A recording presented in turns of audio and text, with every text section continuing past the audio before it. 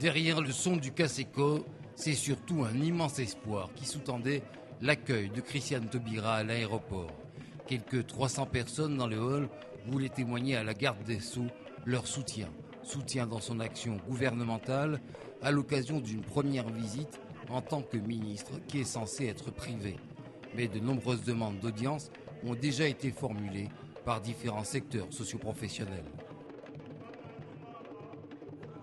Souvent on a tendance à voir, il y a des Guyanais qui ont des postes importants. Au niveau national, on les reconnaît, mais au niveau local, ils ne sont pas tellement reconnus. Donc il est quand même important d'apporter son soutien à Christiane. Et je pense que pendant son séjour, j'aurai l'occasion de la voir pour l'exposer parce qu'on a des problèmes importants au niveau agricole. Et je pense que je vais essayer de la voir, elle m'a donné confirmation, essayer de la voir quelques minutes pour lui exposer 2 ou 3 dossiers importants que je souhaite voir aboutir au niveau de l'agriculture. Je vais faire une photo avec vous, s'il vous plaît.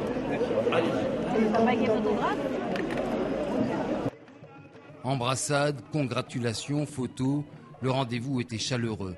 Mais le numéro 3 du gouvernement a rejoint la Guyane pour des vacances, sans oublier ses dossiers ni les attentes de la population.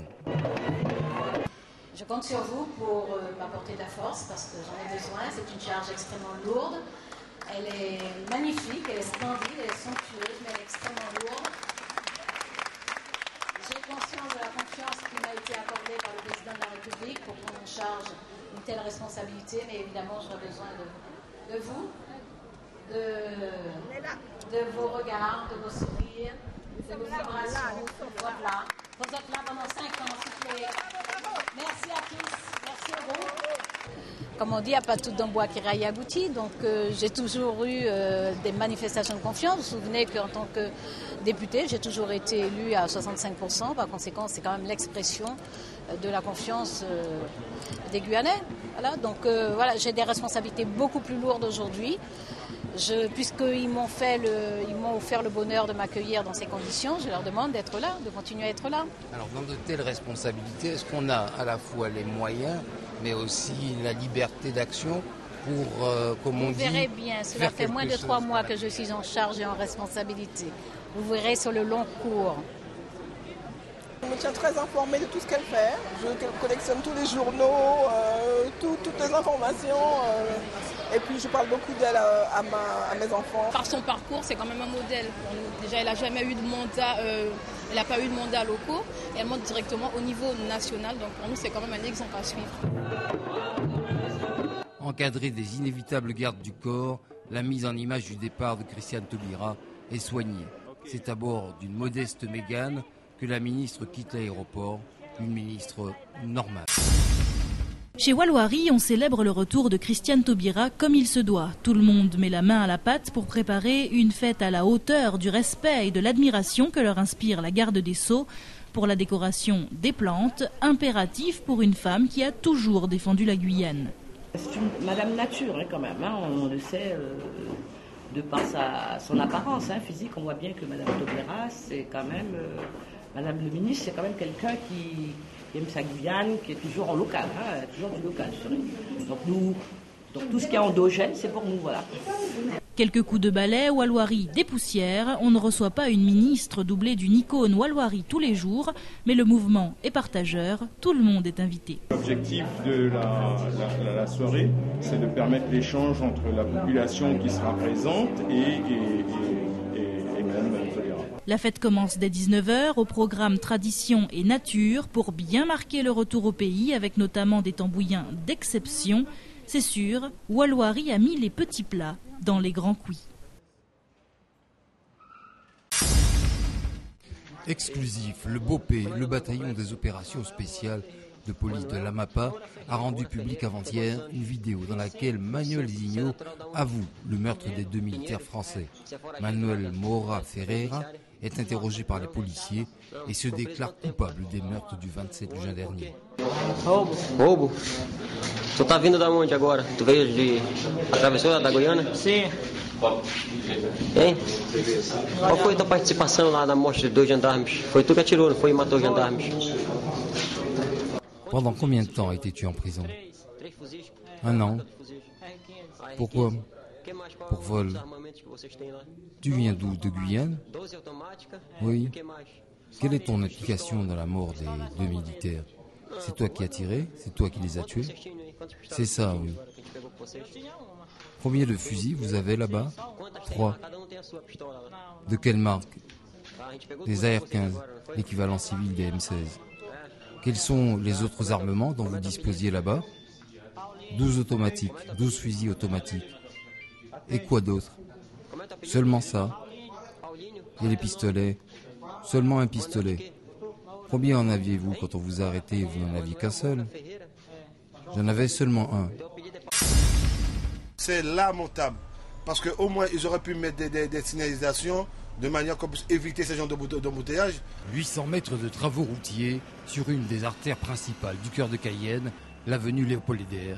Ce n'est pas de nature à laisser les usagers indifférents. Des travaux pour remettre à niveau une chaussée très empruntée entre le boulevard Jublin et la préfecture. La société Ribal est en charge du chantier et les équipes ont opté pour le travail de jour plutôt que les vacations de nuit, en tenant compte de la réduction de la fréquentation due aux grandes vacances. Un peu moins d'1 kilomètre de voies carrossables refaites à neuf pour tenir compte des atteintes du temps et des dégâts de la dernière saison des pluies qui s'est montrée particulièrement dévastatrice. Elle était bien déformée, oui. Donc rétention d'eau sur l'axe, faïençage, enfin détérioration en cours. De l'eau stagnante, donc des problèmes de profil et de pente. Donc l'eau détruit et s'infiltre. Donc il était temps de la reprendre. Les travaux dureront jusqu'à mardi prochain. Il vaut donc mieux éviter le boulevard Jublin où, quand on roule au pas, on est déjà très heureux. Encore un peu de patience donc, mais les automobilistes sont plutôt heureux de la perspective d'une chaussée rénovée. La cause de leur mécontentement, l'absence totale de signalisation en amont du chantier. Ça peut faire du bien arriver puisque c'est en train de refaire la route.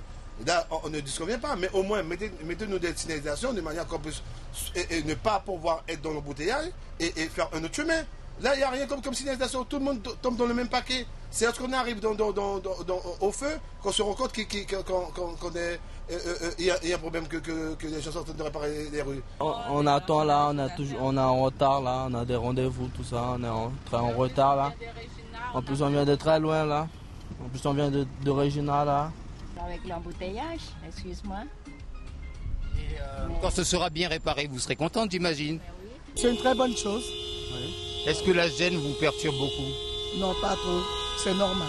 C'est les vacances, on reste désert. C'est les vacances, on va juste en vacances. Il n'y a pas de souci. Circuler dans le quartier est donc un véritable capharnaüm.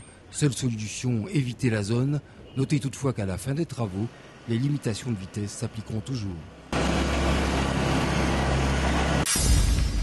Échange, partage, apprentissage, amitié, chacune des 11 associations françaises qui partiront rencontrer leurs homologues surinamaises a son mot pour définir l'objectif de ce voyage. Du 9 au 12 août, le Suriname et la France associatifs ont rendez-vous à Paramaribo pour évoluer ensemble. Car au-delà de la frontière, nous avons beaucoup en commun, mais aussi beaucoup à tirer l'un de l'autre. C'est rencontrer des individus, c'est rencontrer des équipements, c'est rencontrer des savoir-faire, des nouvelles techniques, et puis développer, rebondir sur de nouveaux projets. C'est souvent quand on revient en Guyane, après un voyage, on revient avec des nouvelles idées justement pour essayer d'adapter un savoir-faire ou une expérience qu'on a observée ailleurs et puis la réadapter sur notre territoire. Parmi les associations sélectionnées par la PROCEP, le comité régional Roller Sport Guyane, ils envisagent de renforcer leur lien avec le monde surinamais du roller, skate, graph et hip-hop. Et pour ce faire, ils ne partent pas les mains vides, leur projet est déjà bien ficelé.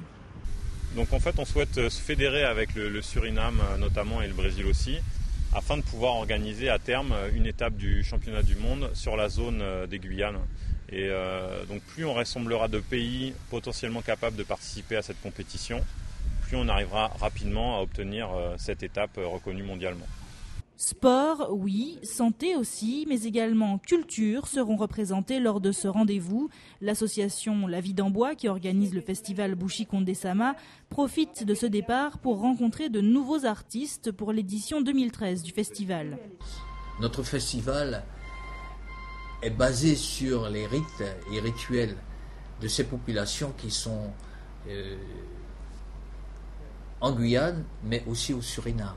Au niveau musicologie, ce sont eux qui nous apportent beaucoup.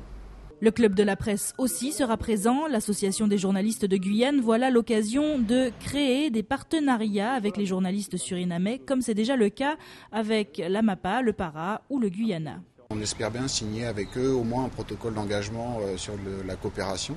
Et la coopération aujourd'hui, ce qu'on est en train de discuter avec eux, c'est des formations communes, donc ils nous en proposent déjà au mois d'octobre, et organiser, nous, en Guyane, à la fin de l'année, une sorte de congrès des médias, des associations de médias de l'Amazonie qui se limiterait en fait au plateau des Guyanes.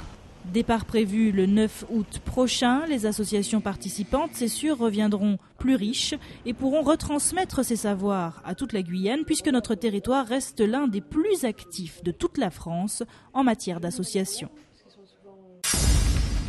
Bonjour ou bonsoir où que vous soyez, en tout cas vous êtes en direct depuis Kourou avec nous et avec Pierre Junière et Véronique Corel.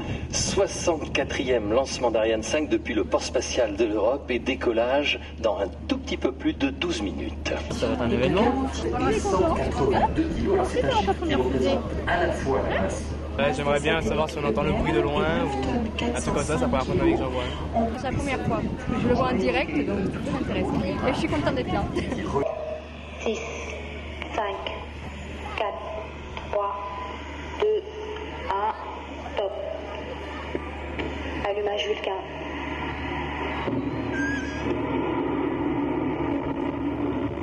Allumage UAV, décollage. C'est parti. C'est place des Amandiers à 17h54, très précisément, qu'Ariane 5 décolle jeudi soir. Un écran géant retransmet en direct le décollage et d'ici, on espère bien apercevoir la fusée poursuivre sa course à travers les nuages.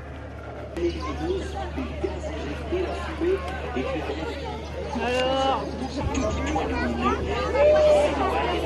par là, possible à on n'a pas eu de chance, il y avait beaucoup de nuages aujourd'hui chez nous. Soyuz Vega. Alors, ma mission aujourd'hui, cet objectif. Bah ouais, on voyait à un moment il y avait des trous dans les nuages, on voyait un peu le ciel bleu, donc on voyait la fusée passer. Pour le plus grand plaisir des petits mais aussi des grands, Comme en Sciences et le Centre spatial guyanais organisent des activités et des animations en rapport direct avec l'événement. Ça fait une réaction acido-basique et du coup, en fait, ça produit du gaz et ça va propulser la fusion. Quand ça va se mélanger, s'il n'y a pas de gaz qui s'échappe, ça va décoller. À Cayenne hier soir, il était donc impossible de ne pas voir décoller une fusée. Si vous avez raté le rendez-vous, deuxième chance, le mois prochain.